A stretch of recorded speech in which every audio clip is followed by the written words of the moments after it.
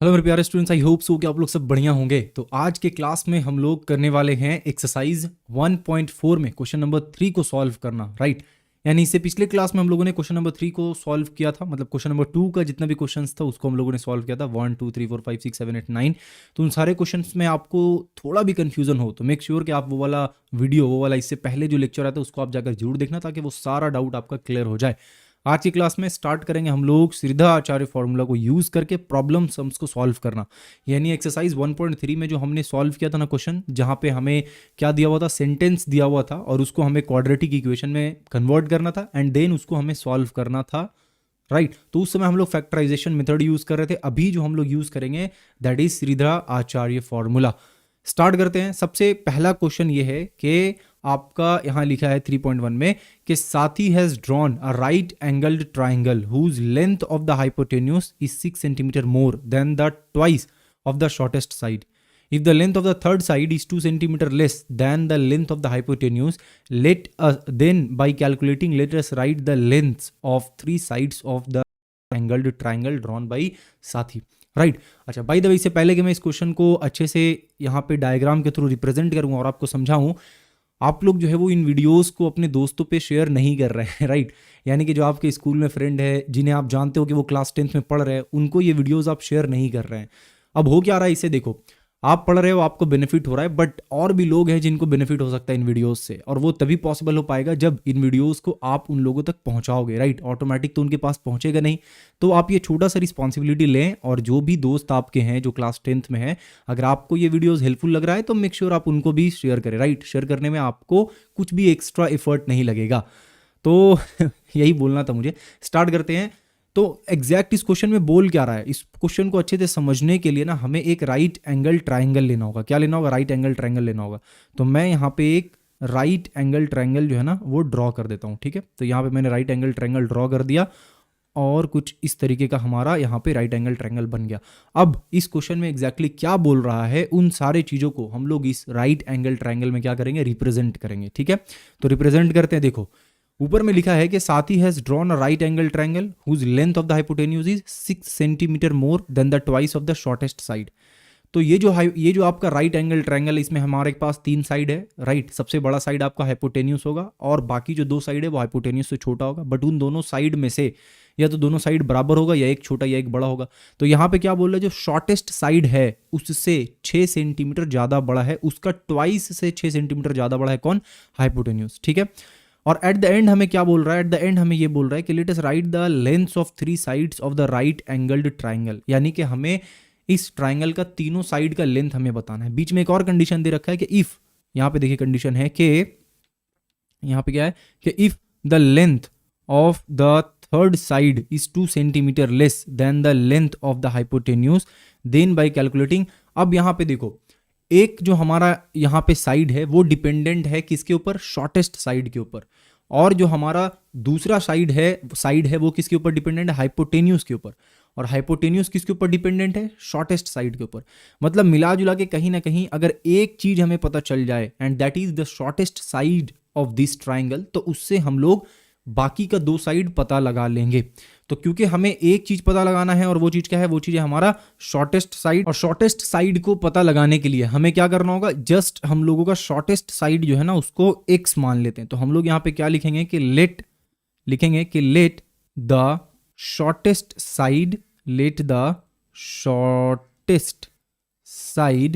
B x, ठीक है। तो जो शॉर्टेस्ट साइड है ना उसको हम लोग x सेंटीमीटर लेट कर लेते हैं। अब जैसे ही आपने शॉर्टेस्ट साइड को 1 सेंटीमीटर मान लिया, वैसे अब देखो आगे क्या होगा। यहां लिखा है कि हाइपोटेन्यूज जो है वो मोर than the twice of the shortest side, यानी शॉर्टेस्ट साइड का जो ट्वाइस होगा उससे 6 ज्यादा। तो शॉर्टेस्ट साइड का ट्वाइस किसको बोलेंगे? 2x को बोलेंगे हम लोग शॉर्टेस्ट साइड का ट्वाइस। एंड इससे 6 ज्यादा का मतलब क्या हो गया? +6, ठीक है।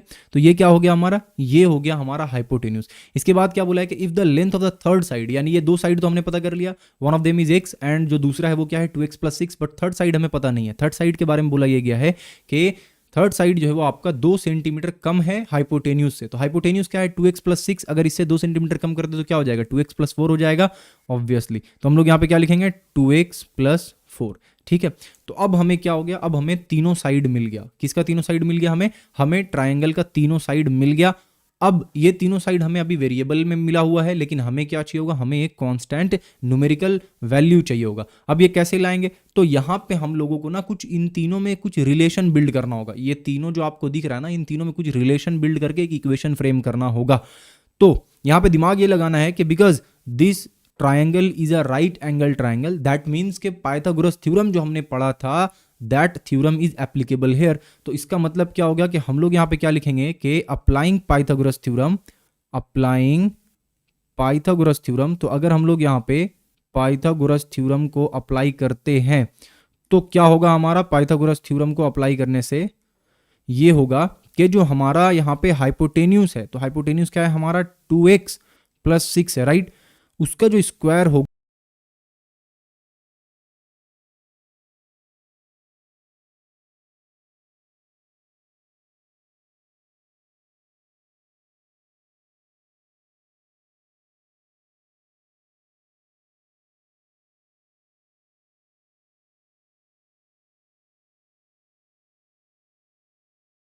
प्लस बी का होल स्क्वायर के फॉर्मूला में ब्रेक कर रहा हूँ।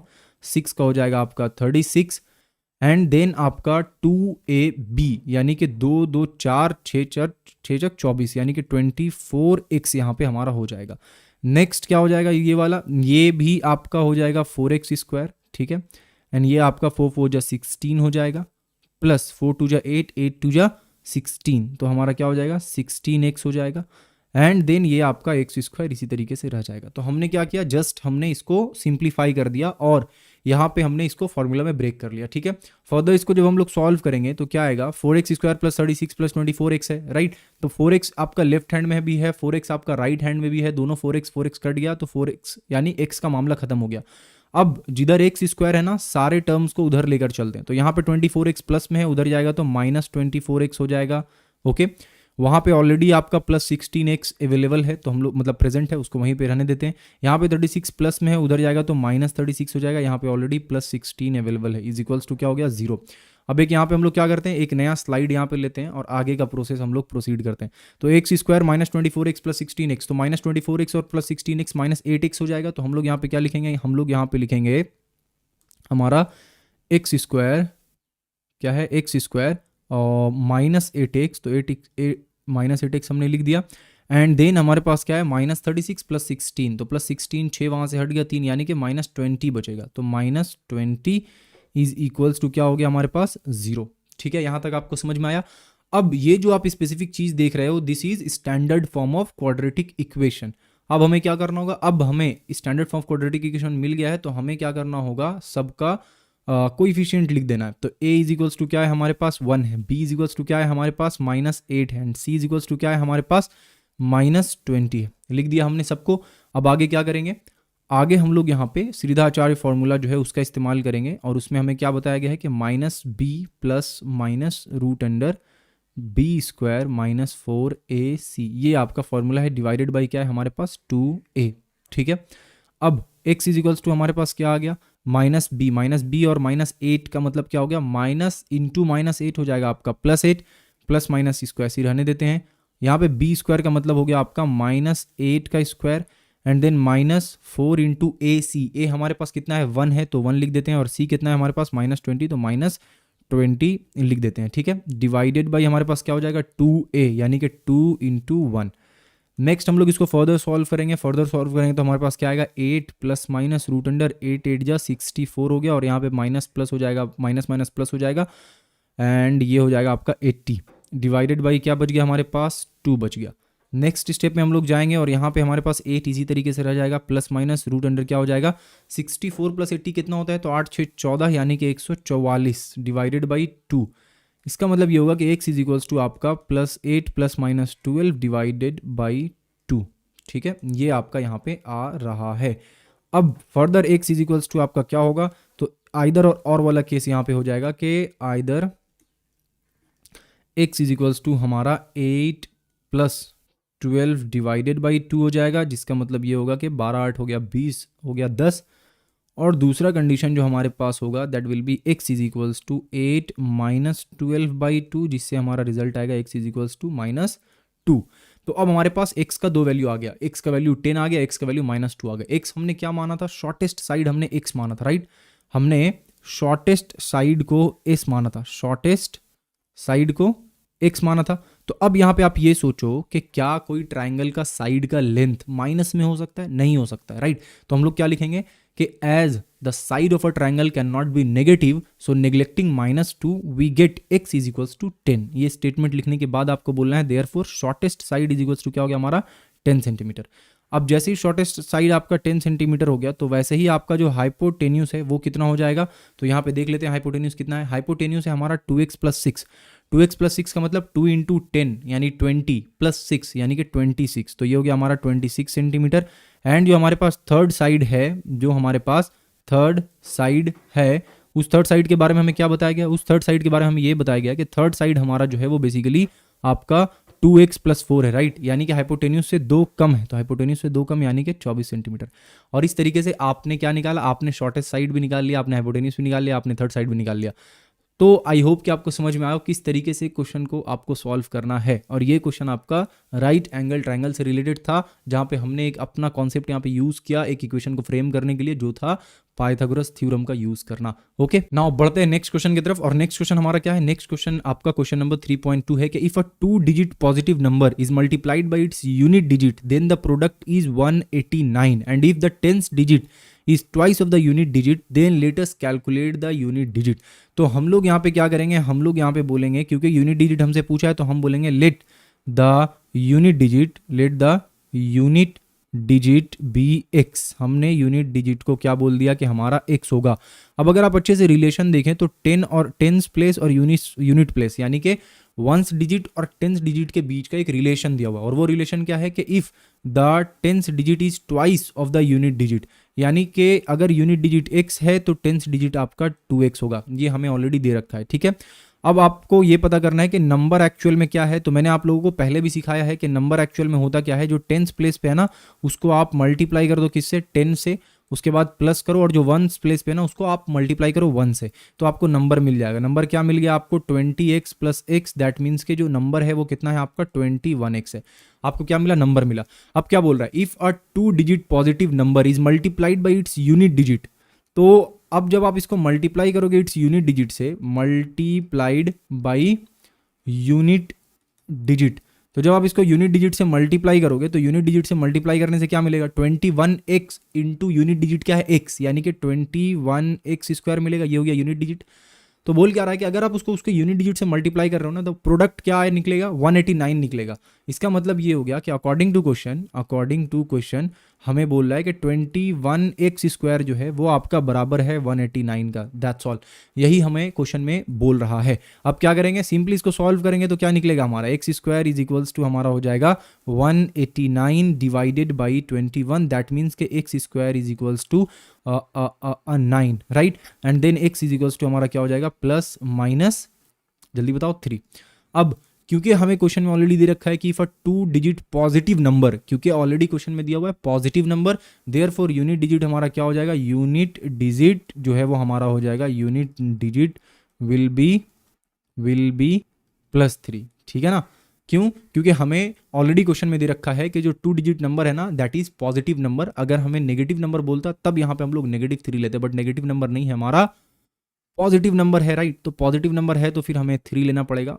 ओके, तो आई होप कि यहाँ तक आपको समझ में आया ये वाला क्वेश्चन। बढ़ते हैं नेक्स्ट क्वेश्चन की तरफ। And the next question, question number 3, इसमें क्या बोल रहा है कि the speed of Salma is 1 metre per second more than the speed of Anik in a 180 metre race. Salma reaches 2 seconds before than Anik. Let us write by calculating the speed of Anik in metre per second. यानी दो basically आदमी है, 2 person है जो दोनों आपका 180 metre का यानी 180 मीटर का रेस कर रहा है, राइट।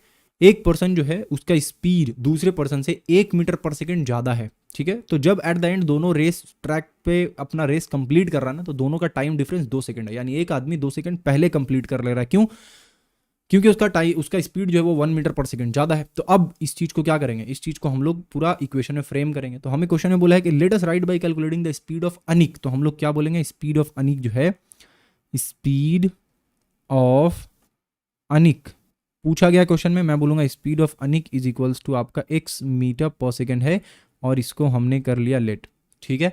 जैसे ही आपने स्पीड ऑफ अनिक बता दिया वैसे ही आपका स्पीड ऑफ सलमा निकल जाएगा, एंड स्पीड ऑफ सलमा क्या होगा आपका x+1 मीटर पर सेकेंड होगा। क्यों? क्योंकि ऑलरेडी क्वेश्चन में दिया हुआ कि सलमा का स्पीड जो है वो अनिक के स्पीड से 1 मीटर ज़्यादा है। तो आपने दोनों का स्पीड पता कर लिया, दोनों जो है वो डिस्टेंस दोनों का क्या है, तो दोनों का डिस्टेंस जो है ना वो एग्जैक्ट सेम है, दैट इज 180 मीटर। ठीक है। अब अगर आपके पास डिस्टेंस पता है, आपको स्पीड पता है, तो क्या आप बता पाओगे कि वो पर्सन कितने टाइम में वो ग्राउंड कवर कर लेगा? ऑब्वियसली बता दोगे, क्योंकि स्पीड भी जानते हो, डिस्टेंस भी जानते हो। तो यहाँ पे मैं क्या बोलूँगा, टाइम टेकन बाई अनिक। यानी अनिक को कितना टाइम लग रहा होगा, तो अनिक को टाइम लग रहा होगा आपका distance by speed. Total distance कितना है 180 डिवाइडेड बाई स्पीड कितना है x। ठीक है। इसी तरीके से अगर मैं आपसे ये बोलूँ कि ये बताओ टाइम टेकन बाई सलमा, तो आप क्या बोलोगे कि भैया time taken by Salma would be 180, यानी कि डिस्टेंस डिवाइडेड बाई उसका जो स्पीड है दैट इज x+1। ठीक है। अब आपने क्या किया, आपने ये पता लगा लिया कि अनिक को कितना टाइम लग रहा है, तो 180 बाई x टाइम लग रहा है। आपने ये पता लगा कि सलमा को कितना टाइम लग रहा है, तो 180 बाई x+1 टाइम लग रहा है। ठीक है, दोनों को आपने पता लगा लिया।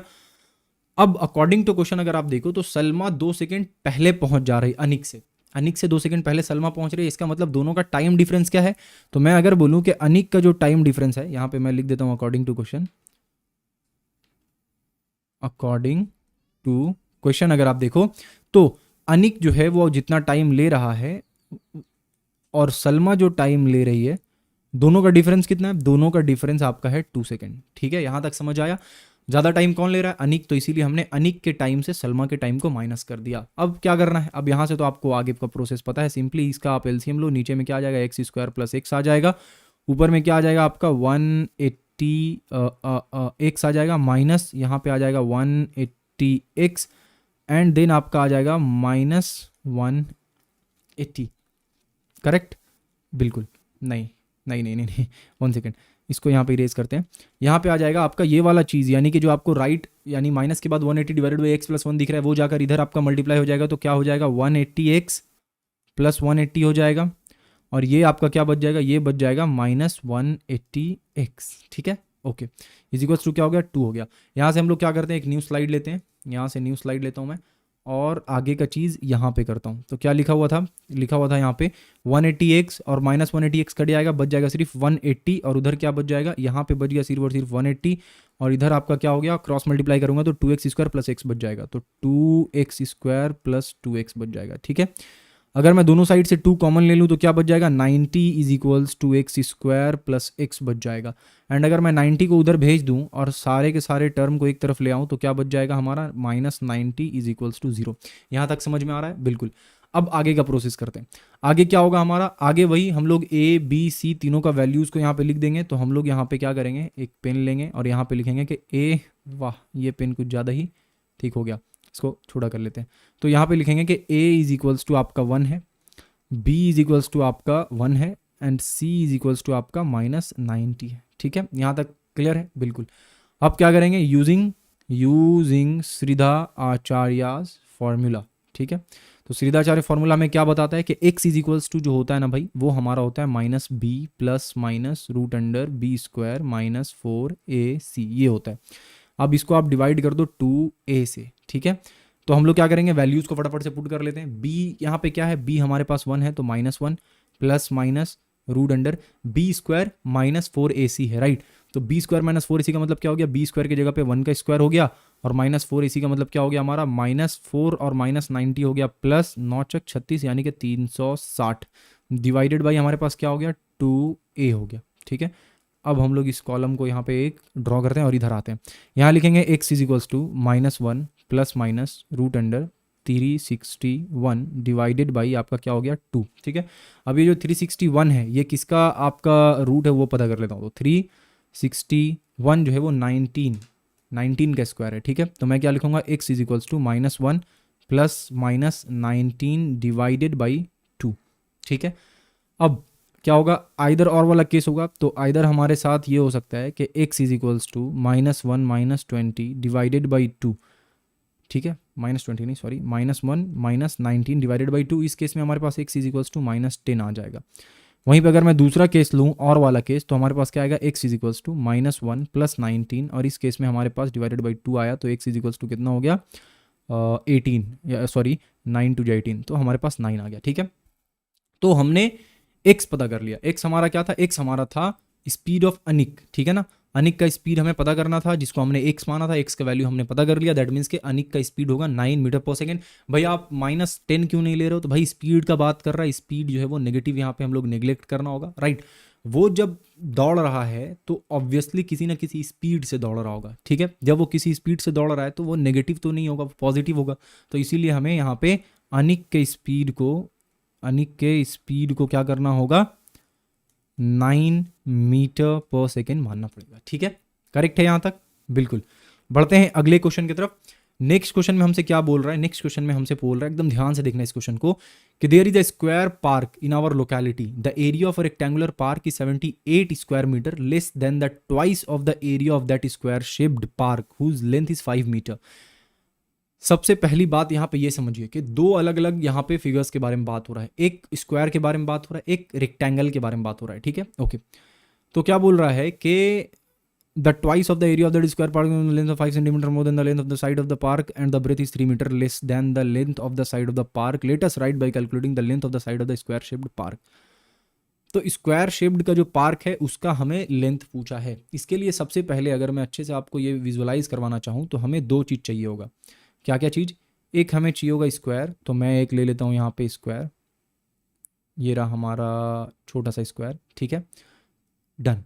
और स्क्वायर के अलावा एक और चीज़ चाहिए होगा मुझे, और वो चीज़ क्या होगा, वो चीज़ होगा मुझे एक रेक्टेंगल चाहिए होगा, तो मैं यहाँ पे एक रेक्टेंगल भी ले लेता हूँ। ठीक है, ये रहा वो रेक्टेंगल, थोड़ा सा इधर ले लेते हैं, 1 सेकेंड हो गया। तो हमें रेक्टेंगल भी मिल गया और हमें स्क्वायर भी मिल गया, दोनों चीज़ मिल गया। अब हम लोग क्या करेंगे उसको देखते हैं। देखो हमें क्वेश्चन में क्या बोला गया है, हमें क्वेश्चन में ये बोला गया यहाँ पे कि there is a square park in our locality, the area of the rectangular park is 78 square meter less than the twice of the area of that square shaped park। Square shaped park का जो area है उसको अगर हम लोग दो गुना कर दें तो जो रेक्टेंगुलर पार्क का एरिया है वो उससे 78 स्क्वायर मीटर कम होगा। ठीक है, लेकिन जो हमारा रेक्टेंगुलर पार्क है ना, उसका लेंथ जो है वो 5 मीटर ज़्यादा है। किसके लेंथ से, हमारा जो हमारे पास पार्क है उसके लेंथ से 5 मीटर ज़्यादा है। हमारे पास पार्क कौन सा है, हमारे पास पार्क है ये वाला स्क्वायर। ठीक है, ये स्क्वायर हमारे पास पार्क है और ये आपका रेक्टेंगल है जिसके बारे में बात किया जा रहा है। तो हमारे पास जो स्क्वायर है उससे 5 मीटर ज़्यादा किसका, रेक्टेंगल का लेंथ है। ठीक है ना, और बोला गया है कि 3 मीटर, क्या बोला गया, the length of the side of the park and the breadth is 3 metre less than the length of the side of the park. यानी ब्रेथ जो है वो 3 मीटर कम है, लेंथ जो है वो 5 मीटर ज़्यादा है। तो मैं क्या बोलूँगा, मैं बोलूँगा कि जो हमारे पास स्क्वायर है उसका लेंथ जो है ना वो x मीटर है। क्या बोलूँगा, उसका लेंथ x मीटर है। तो यहाँ पे हम लोग को लिखना पड़ेगा कि let side of the square park be x metre, यानी स्क्वायर पार्क का जो साइड है ना वो x मीटर होगा। ये हमने यहाँ पे लिख दिया। अब जब हमने इसको x मीटर लिख दिया तो हमें क्या बोला गया है कि लेंथ जो है रेक्टेंगुलर पार्क का वो स्क्वायर का जो आपका साइड है ना उससे 6 ज़्यादा है, 5 ज़्यादा है। तो मैं यहाँ पे क्या लिखूंगा, x + 5 लिख दूंगा। ये हमारा लेंथ हो गया x + 5 मीटर। ठीक है, और जो हमारा ब्रेथ होगा वो कितना होगा, वो यहाँ पे आपका होगा x - 3। तो मैं यहाँ पे लिखूंगा x - 3, x + 3 नहीं, x - 3, x - 3।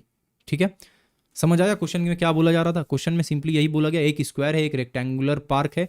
अब स्क्वायर पार्क का जो साइड है ना वो तो चारों तरफ एक ही होगा, तो उसका जो साइड है ना रेक्टेंगुलर पार्क का लेंथ उस साइड से 5 मीटर ज़्यादा है और ब्रेथ उस साइड से 3 मीटर कम है। उसी चीज़ को हमने यहाँ पे फ्रेम किया।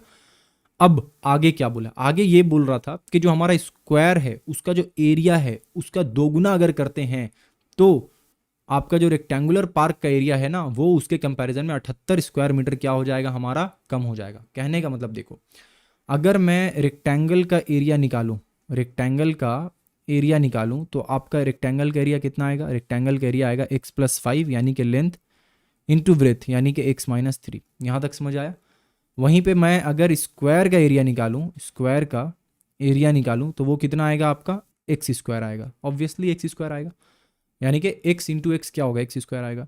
अब मैं बोलूँ अगर कि ट्वाइस, इसका अगर मैं ट्वाइस कर दूं जो क्वेश्चन में बोला है तो क्या हो जाएगा, 2x² हो जाएगा। यहाँ तक क्लियर है आपको? अब देखो यहाँ पे क्वेश्चन को आगे कैसे हम लोग फ्रेम करते हैं।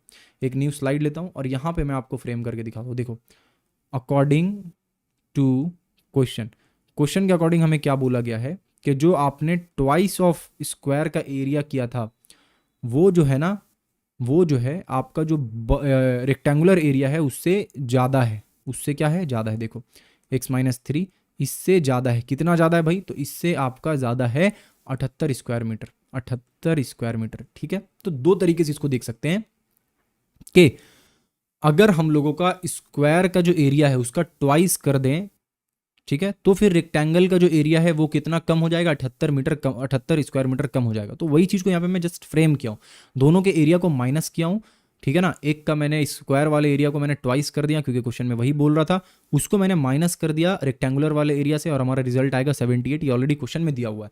अब क्या करेंगे, इसको सिंप्लीफाई करेंगे। तो सिंप्लीफाई करेंगे, हमारे पास क्या आएगा, ये हो गया 2x² minus x into x क्या हो जाएगा हमारा, x² एक्स इंटू -3 क्या हो जाएगा, -3x, और बाहर में माइनस है तो हो जाएगा +3x, ठीक है। 5 इंटू एक्स हो जाएगा 5x जो कि +5x है, बट बाहर में हमारे पास माइनस है तो -5x लिखाएगा। 5 इंटू 3 हो जाएगा -15, बट बाहर में हमारे पास प्लस है तो +15 हो जाएगा, और उधर 78 है जो इधर आएगा तो -78 हो जाएगा, = 0, ठीक है। अब हम लोग फर्दर सॉल्व करते हैं।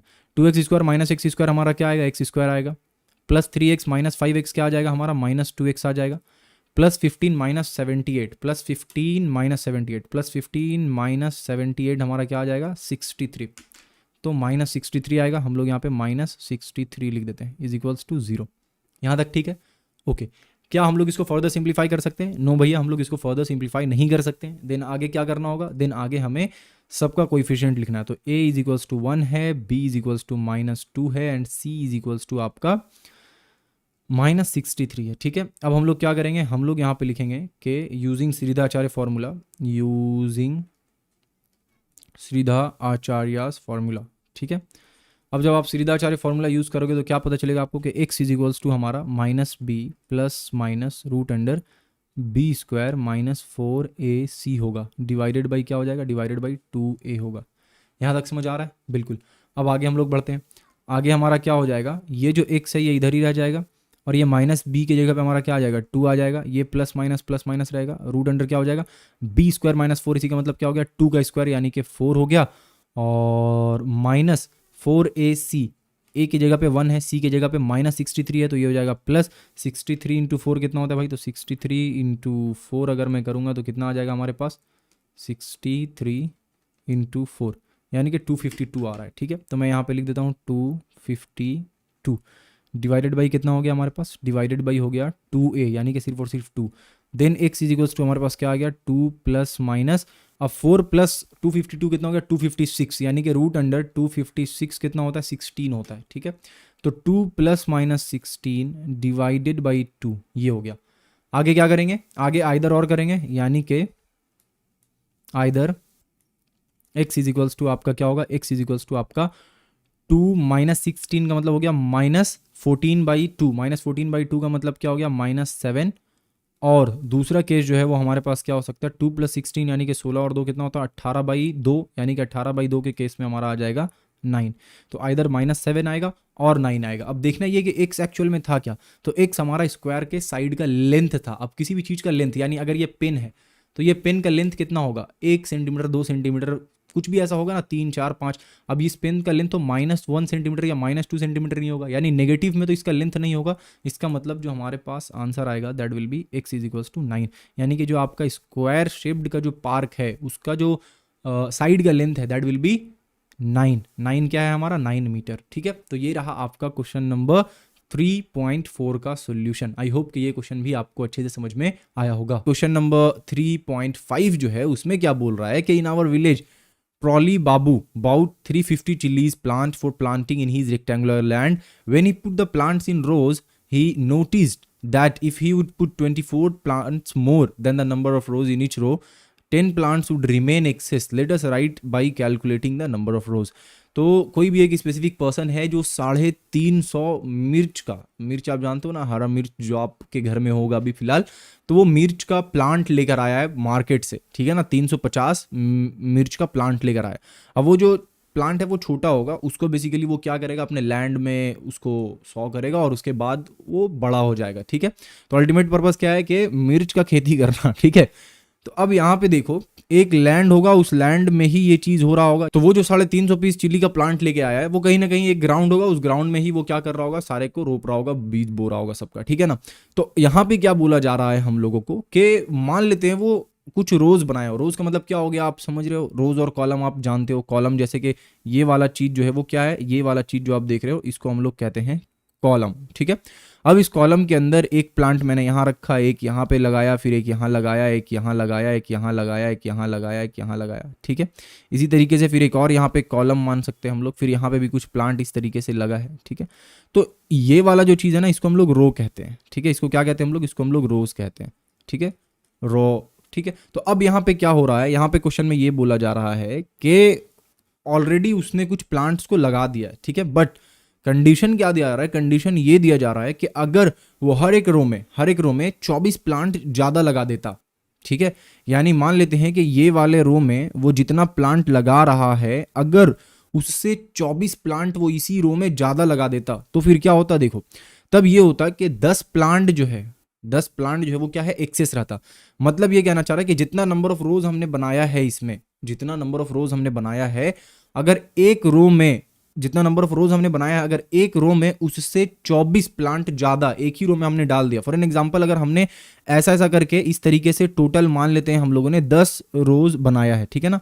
अब इन 10 रो में क्या हो रहा है हमारा, कि बोला ये जा रहा है कि 24 प्लांट अगर ज्यादा हम लोग ईच रो में लगाएं, तो हमने क्या लगाया, हमने क्या बनाया, 10 रो बनाया है, और हर एक रो में जितना नंबर्स ऑफ रो है उससे 10 प्लांट ज्यादा लगाएं, उससे 24 प्लांट ज्यादा लगाएं। दैट मीन्स के 10 + 24 प्लांट्स अगर एक एक रो में हम लोग लगाते चले गए, तो हमारे पास 24, तब हमारे पास 10 प्लांट जो है वो क्या हो जाएगा, एक्सेस बच जाएगा, ठीक है। समझ में आ रहा है, हमारे पास 10 प्लांट एक्सेस बच जाएगा। अब इसको देखो, हम यहाँ पे इक्वेशन में फ्रेम करता हूँ, उसके बाद आपको एग्जैक्टली समझ में आएगा कि ये कहना क्या चाह रहा है, ठीक है। कंफ्यूज नहीं होना है। देखो, मान लेते हैं कि जो नंबर ऑफ रोज हमारा होगा वो कितना होगा, वो हम लोग मान लेते हैं कि x होगा। तो मैं यहाँ पे लिख देता हूँ कि जो हमारा नंबर ऑफ रोज है वो कितना है, x है, ठीक है। अब जब नंबर ऑफ रोज x है, तो हम लोगों को यहाँ पे क्वेश्चन में क्या दिया गया, हम लोगों को यहाँ पे क्वेश्चन में दिया गया है, कंडीशन ये दिया गया है कि अगर 24 प्लांट, नंबर ऑफ रोज अगर x है, तो उससे +24 अगर उसमें हम लोग कर दे, तो जितना नंबर निकलेगा उतना प्लांट अगर एक रो में हम लोग लगाते हैं, तो हमारे पास 10 प्लांट जो है वो एक्सेस बच जाएगा। क्या होगा, 10 प्लांट्स वुड रिमेन एक्सेस। तो हम लोग यहाँ पे क्या लिखेंगे, हम लोग यहाँ पे लिखेंगे कि प्लांट इन ईच रो। तो एक रो में कितना प्लांट यहाँ पे बोल रहा है हम लोगों को कि भाई जितना नंबर ऑफ रो है ना, उसको आप 24 से प्लस कर दो। इतना प्लांट आप अगर एक रो में लगाते हो तो आपके पास 10 प्लांट क्या हो जाएगा, बच जाएगा, ठीक है। तो 10 प्लांट बचने का मतलब ये हुआ, 10 प्लांट बचने का ये मतलब हुआ कि टोटल कितना प्लांट हम लोग यहाँ पे लगा पा रहे हैं। अगर इस वाले कंडीशन से चले और हमारे पास 10 प्लांट बच गया, तो टोटल प्लांट कितना लगा पा रहे हैं हम लोग, तो टोटल प्लांट हम लोग लगा पा रहे हैं 350 माइनस 10। क्यों, क्योंकि 10 हमारे पास एक्सेस बच जा रहा है। दैट मीन्स कि हम लोग टोटल 340 प्लांट लगा रहे हैं। तो अब यहाँ पे देखो, हमारे पास एक रो में x + 24 प्लांट लग रहा है, ठीक है।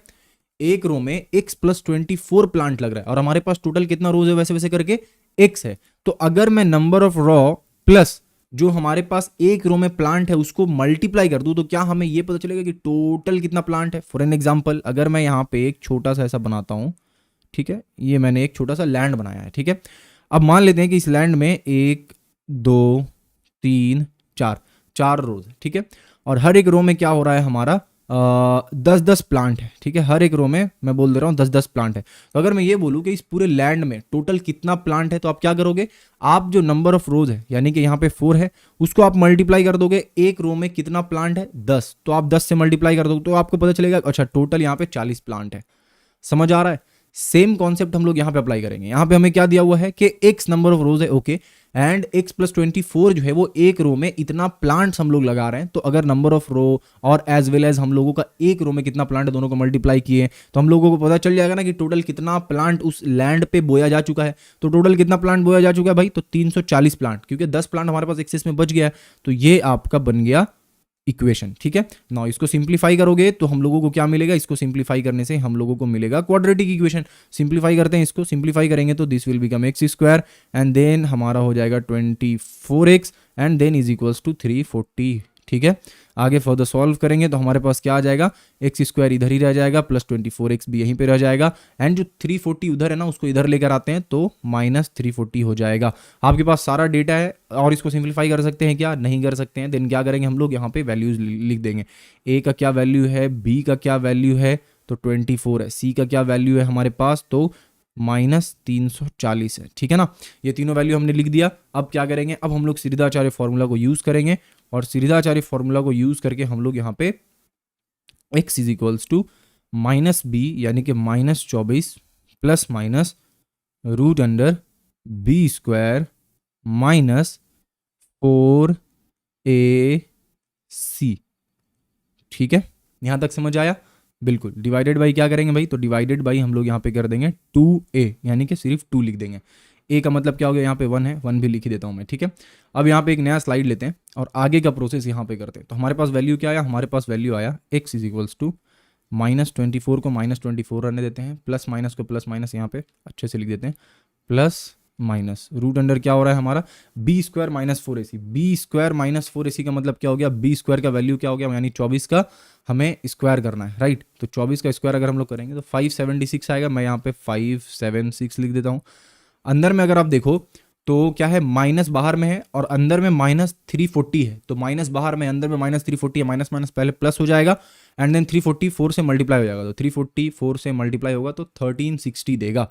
क्या देगा, 1360। तो यहाँ पे हम लोग क्या लिखेंगे, प्लस 1360 डिवाइडेड बाई हमारे पास क्या है 2a, दैट मीन्स के सिर्फ और सिर्फ 2 रहेगा।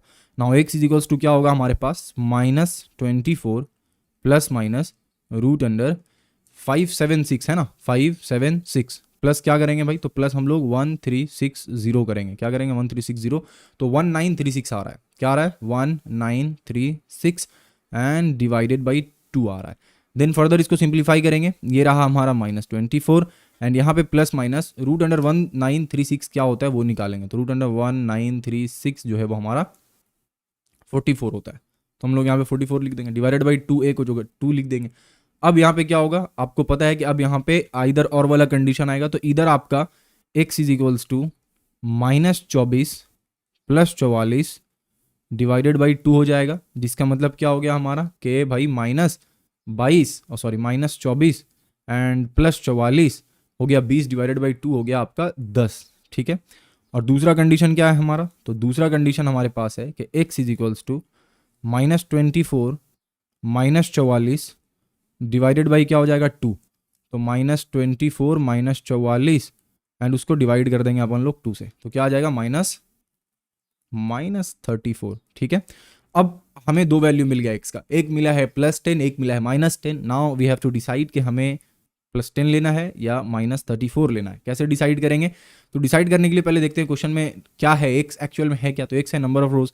अब नंबर ऑफ रो जो है वो कितना हो सकता है, ऑब्वियसली हमारा पॉजिटिव में आएगा ना। मैं जितना भी आपका रो डिजाइन करूंगा वो पॉजिटिव ही होगा, नेगेटिव तो होगा नहीं। दैट मीन्स कि जो हमारा यहाँ पे वैल्यू है वो क्या हो जाएगा, number of rows is equals to 10 हो जाएगा, ठीक है ना, समझ आ गया। तो ये रहा हम लोगों का सॉल्यूशन। आई होप कि ये क्वेश्चन आपको अच्छे से समझ में आ गया होगा। बढ़ते हैं नेक्स्ट क्वेश्चन की तरफ and the next question is 3.6। क्या लिखा है कि Joseph and quintal work in a factory. Joseph takes 5 minutes less time than Kuntal to make a product. Joseph makes 6 products more than Kuntal while working for 6 hours. Let us write by calculating the number of products Kuntal makes during that time. पूछा गया हमसे कि quintal उस time में यानी उस 6 घंटे के टाइम पीरियड में कितना प्रोडक्ट बना रहा होगा। तो हम क्या बोलेंगे कि कुंटल जो है ना भाई वो 6 प्रोडक्ट बना रहा होगा, ठीक है ना। प्रोडक्ट मेड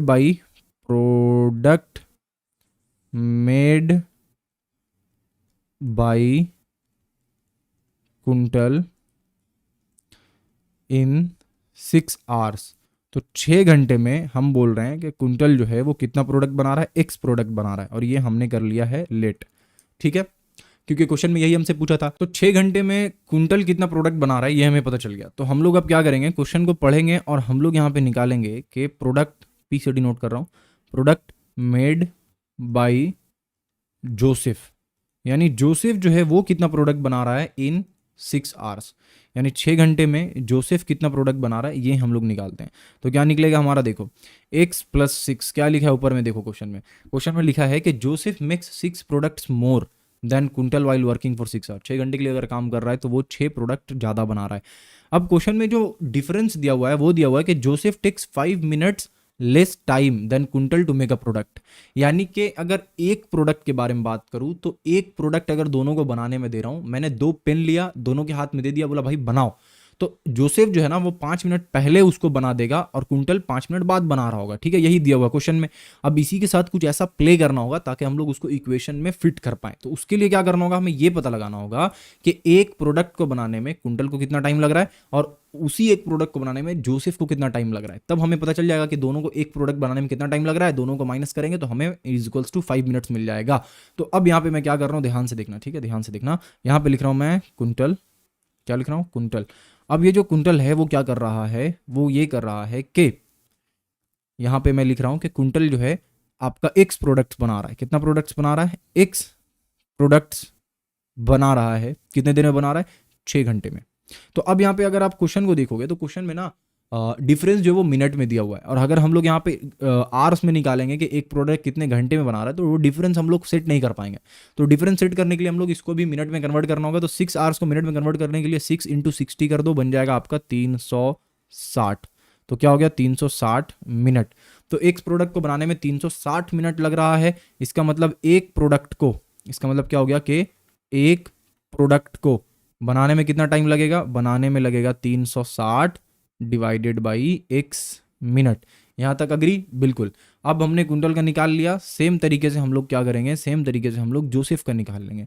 तो जोसेफ का क्या निकलेगा, देखो जोसेफ का निकलेगा आपका कि भाई जोसेफ जो है ना वो x + 6 प्रोडक्ट्स बना रहा है। कितना बना रहा है, x + 6 प्रोडक्ट्स बना रहा है। कितनी देर में बना रहा है भाई, 360 मिनट में। ठीक है, ओके।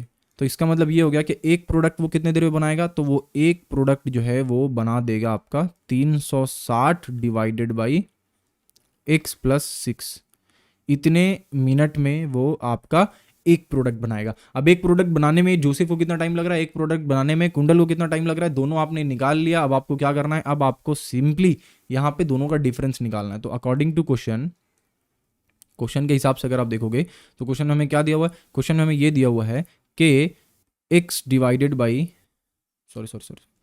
360 डिवाइडेड बाई टाइम किसको ज़्यादा लग रहा है, टाइम कुंटल को ज़्यादा लग रहा है तो उसका टाइम पहले लिखेंगे और उसको माइनस कर देंगे किसके टाइम से, उसको माइनस कर देंगे आपका जोसेफ के टाइम से, दैट वाज x + 6, और दोनों का टाइम डिफरेंस कितना है, 5 मिनट्स का। ठीक है, ये हमने इक्वेशन में इसको कर दिया फिट। अब इसको फटाफट से हम लोग क्या करेंगे, सॉल्व करेंगे। तो क्या आएगा, देखो नीचे आपका आ गया x, ये हो गया आपका x + 6, यहाँ पे आपका हो गया 360x, बेसिकली मल्टीप्लाई कर रहा हूँ, प्लस 360 × 6 कितना होता है भाई, तो 360 × 6 जो है वो आपका 2160 होता है।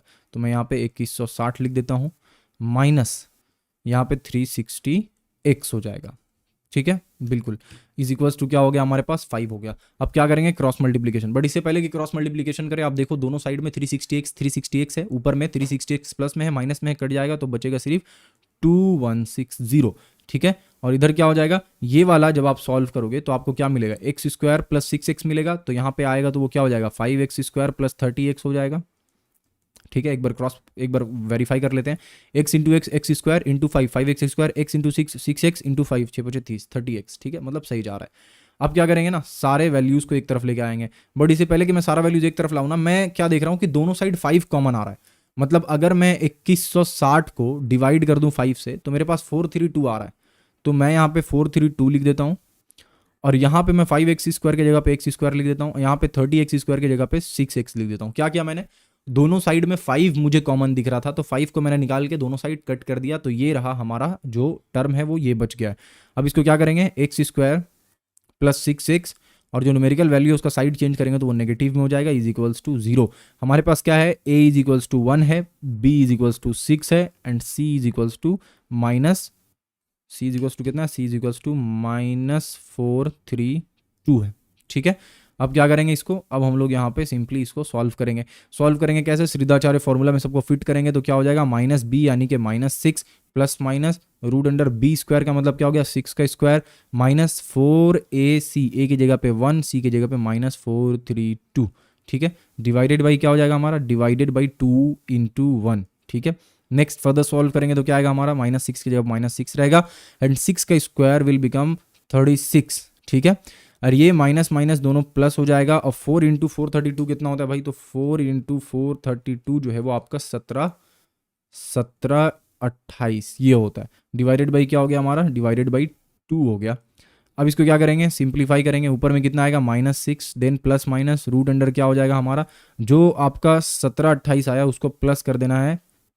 ओके, तो ये हमारा 1764 आया डिवाइडेड बाई 2। ठीक है, now x is equals to क्या हो रहा है हमारा, तो ये रूट अंडर जो वैल्यू है ना, रूट अंडर 1764 ये आपका 42 के बराबर है, तो मैं -6 प्लस माइनस 42 डिवाइडेड बाई 2 लिख देता हूँ। ठीक है, नाउ अब क्या होगा, आइदर और वाला केस होगा, तो आइदर आप लोगों का क्या हो सकता है कि x इज इक्वल्स टू आपका -6 प्लस 42 होगा, तो -6 प्लस 42 कितना होता है भाई, तो -6 एंड प्लस 42 जो है वो आपका 36 होता है।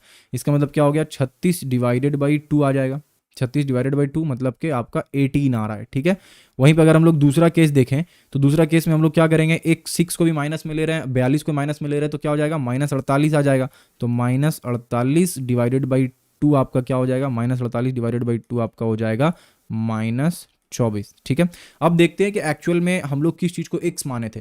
तो x हमने माना था कि product made by Kuntal in 6 hour, 6 घंटे में कितना प्रोडक्ट जो है वो कुंटल बना रहा होगा। ऑब्वियसली वो जितना ही प्रोडक्ट बना रहा होगा वो एक होगा या एक से ज़्यादा होगा, राइट।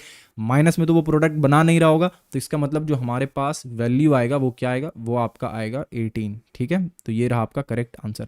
आई होप कि आपको ये वाला क्वेश्चन भी समझ में आ गया होगा। तो अब यहाँ पे बच गया है टोटल 3 और क्वेश्चंस आपका बच गया, तो इसीलिए इसको नेक्स्ट वाले क्लास में कवर करवाऊंगा मैं। ठीक है, तो ये तीनों क्वेश्चन कंप्लीट होने के बाद हमारा एक्सरसाइज 1.4 जो है वो कंप्लीट हो जाएगा एंड देन हम लोग मूव करेंगे 1.5 की तरफ, जो कि हमारा इस चैप्टर का क्वाड्रेटिक इक्वेशन चैप्टर का लास्ट एक्सरसाइज होगा। चलिए मिलते हैं आपसे नेक्स्ट वीडियो में, तब तक के लिए अपना ढेर सारा ख्याल रखिए। Thank you.